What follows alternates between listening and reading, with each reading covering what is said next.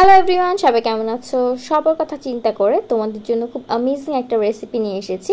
So এখন যেহেতু বাইরে বৃষ্টি পড়ছে, আমাদের মোমো খেতে অনেক মন চাচ্ছে, তাই না? সো আমারও অনেক বেশি মোমো খাওয়ার ক্রেভিং হচ্ছিল, তাই আমি তাড়াতাড়ি মোমো বানাতে চলে গিয়েছি। সো আমি এখানে 1.5 কেজির একটি মুরগি নিয়েছি। সো মুরগিটা ভালো মতো ম্যাশ করে নিয়েছি এবং এখানে আমি আদা বাটা, রসুন বাটা, এখন দিয়ে দিচ্ছি মরিচের গুঁড়া, জিরার গুঁড়া এবং সামান্য লবণ দিব। সো লবণ নিয়ে আমি অনেক বেশি টেন্স ছিলাম, বিকজ এটা যেহেতু একটা কাঁচা জাতীয় খাবার, সো এখানে লবণটা টেস্ট করা খুবই ডিফিকাল্ট। সো আমি আন্দাজ মতো দিয়েছি। দেন এখানে আমি একটু চিনি দিয়েছি ব্যালেন্স মেনটেন করার জন্য এবং লেবু দিয়ে দিয়েছি। অ্যান্ড টেস্ট আরও বেশি বাড়ানোর জন্য আমি দিয়ে দিয়েছি সস। এবং অবশ্যই এখানে তোমরা কিন্তু গোলমরিচটা ইউজ করবে। গোলমরিচটা ইউজ না করলে মোমোর আসল টেস্টটা আসবে না। এবং সবচেয়ে ইম্পর্টেন্ট যে দুটো জিনিস যেটা দিতেই হবে, সেটা হচ্ছে তোমার পেঁয়াজ কুচি, এবং পেঁয়াজ কুচিটা একদম মিক্স করে কাটতে হবে। অ্যান্ড আরেকটা যে মেন ইনগ্রেডিয়েন্টস, সেটা হচ্ছে তোমাদের গাজর। গাজরটা দিলে কি হয়, টেস্টটাও খুব ভালো আসে, লুকিংটাও অনেক সুন্দর হয় এবং তোমার অ্যামাউন্টটা বাড়ে। এবং এখানে কিন্তু আমি খুব সুন্দর কয়েকটি কাঁচামরিচ দিয়ে দিয়েছি জাস্ট ফ্লেভার আসার জন্য। তো এখন আমি গরম তেল দিয়েছি। এখানে অবশ্যই গরম তেল দিতে হবে, গরম তেল না দিলে দেখবে অনেকটা কাঁচা একটা ফ্লেভার আসছে। সো অবশ্যই এখানে গরম তেলটাই দিতে হবে। সো নেক্সট হচ্ছে আমরা ডোটা তৈরি করব। সো আমার যে মাংস মিশ্রণটা আছে সেটা আমি কিছুক্ষণ রেখে দিয়েছি, কেউ চাইলে রাখতেও পারো, নাও রাখতে পারো। সো আমি কিছুক্ষণ রেখেছি। সো আমি এখানে 2 কাপের মতো ময়দা নিয়েছি এবং পরিমাণ মতো 1.5 চামচের মতো তোমাদের লবণ দিয়েছি। এবং ময়দা মোয়ান করার জন্য আমি এখানে তেল দিয়ে দিয়েছি এবং একদম পারফেক্ট একটা খামি তৈরি করেছি। তো এখানে আস্তে আস্তে এখন আমি পানি দিয়ে দিব যতক্ষণ না ডোটা একদম পারফেক্ট হবে। এবং ডোটা কিন্তু খুব সফটলি তৈরি করতে হবে, হার্ড যাতে না হয়। সো এই ডোটা তৈরি করে কিন্তু আমরা 10 থেকে 15 মিনিট রেখে দিতে হবে এবং রাখার পরে দেখবে ডোটা আরও বেশি সফট অ্যান্ড ফ্লাফি হয়ে গিয়েছে।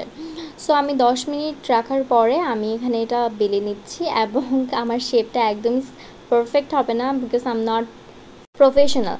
সো রুটির থিকনেসটা আমি দেখিয়ে দিয়েছি, বেশি পাতলাও হবে না এবং বেশি মোটাও হবে না।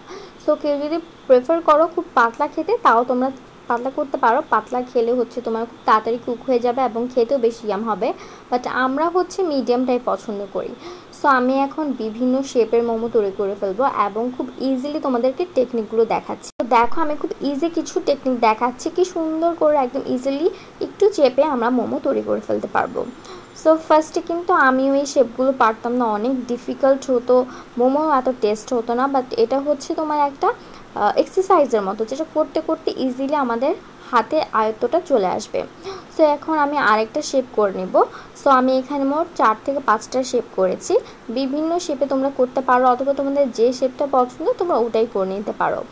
এবং এখানে দেখো আরেকটা নতুন টেকনিক দেখাচ্ছি, যেটা খুব সুন্দর এবং দেখতেও খুব ভালো লাগে। এবং এইটা কিন্তু ম্যাক্সিমাম দেখবে যে আমাদের যে আমরা রোডের মোমো খাই ওটা শেপটা।